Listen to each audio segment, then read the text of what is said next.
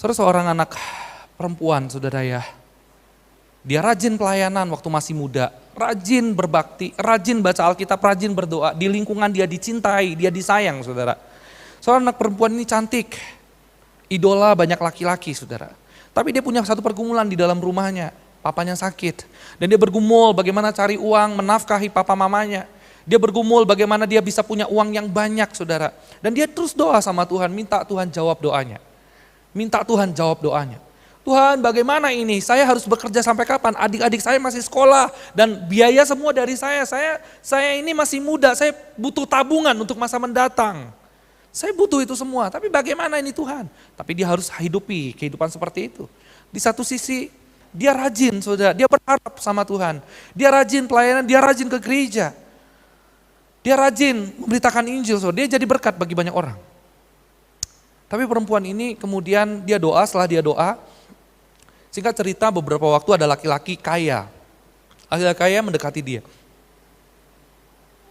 Terus nyatakan cinta sama dia. Tapi laki-laki ini bukan Kristen. Kalau saudara punya anak perempuan ditembak sama orang kaya yang bukan Kristen, saudara suruh anak saudara terima apa enggak? Apa? Apa? Enggak nolak ya?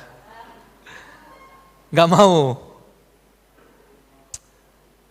Kalau saya sih tergantung ya, tergantung. Dia mau bertobat apa enggak, mau jadi Kristen apa enggak gitu ya. Soalnya benar perempuan ini terima dan dia pikir inilah caranya Tuhan membuat kehidupan ekonomi rumah tangganya itu selesai. Benar saudara, dia nikah,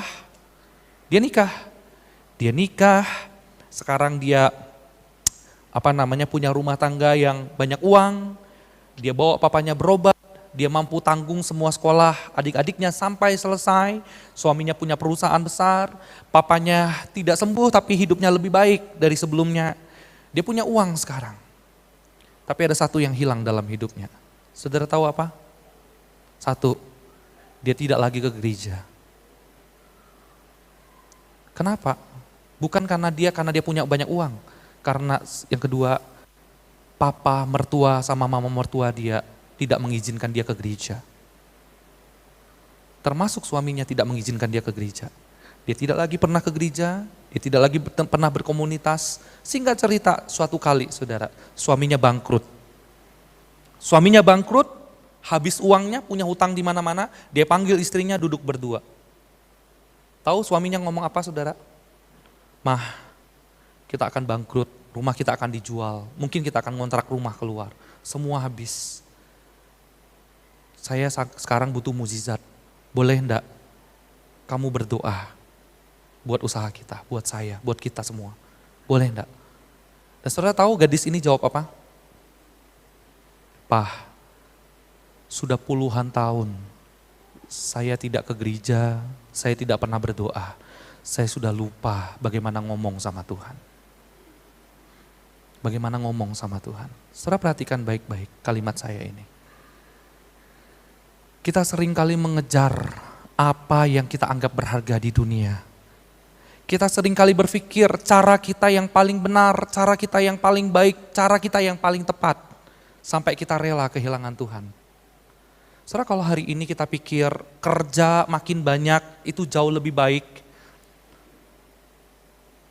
Makin saya punya banyak uang, saya makin bisa dekat sama Tuhan. Saudara hati-hati. Jangan sampai apa yang kita kejar di dalam dunia ini membuat kita lupa sama Tuhan. Apa yang kita hasilkan di dalam dunia ini membuat kita meninggalkan Tuhan. Apa yang kita miliki di dalam dunia ini membuat kita tidak lagi bisa datang dengan tulus di hadapan Tuhan.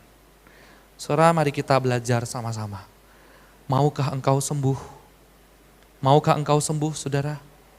Kalau engkau mau sembuh, mari katakan sama Tuhan. Tuhan, aku mau. Tuhan, aku mau keluargaku bangkit kembali. Tuhan, aku mau usahaku bangkit kembali. Tuhan, aku mau semua hal yang aku kerjakan bangkit kembali dan aku bisa memuliakan nama-Mu. Tuhan, aku mau. Engkau pasti bisa. Saudara, mari kita tundukkan kepala kita. Saya undang singer WL boleh maju ke depan. Saya undang semua bangkit berdiri sama-sama kita nyanyikan satu pujian.